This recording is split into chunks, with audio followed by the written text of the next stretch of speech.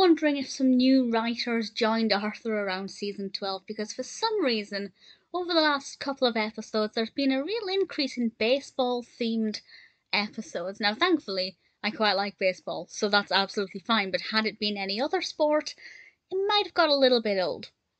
But this episode, The Perfect Game, is not really about baseball, it's about perfection and what perfect actually is. This is the 10th episode of the 12th season, and Mr. Ratburn has set the class a task to create their own cities, which sounds like a really fun assignment. And Arthur and Francine are paired together, and after seeing a baseball game that didn't go the way Francine wanted it to, she decides to focus on building the perfect stadium because she feels if they'd had a better stadium, then they would have had a better game. And she focuses on the stadium in this city that they're building, designing and building. And because she's so focused on making this perfect model of a perfect stadium, she neglects a lot of other things she's meant to be doing, and things don't necessarily go according to plan. And to be honest, she really annoyed me. She really started to annoy me because she was just being an idiot.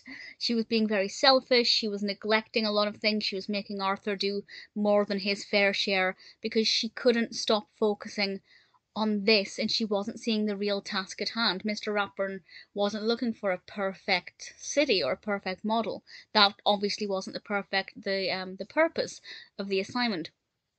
So she did annoy me quite a bit.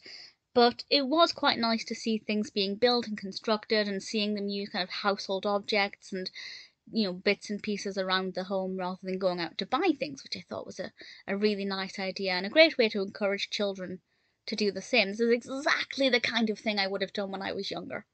Absolutely would have spent an entire day or a weekend building my own city out of cardboard cereal boxes and toilet roll tubes and things. So I love the idea, and I think if it encourages anybody to have a go, that's not a bad thing. Also, can we just talk about the name Fenway Park?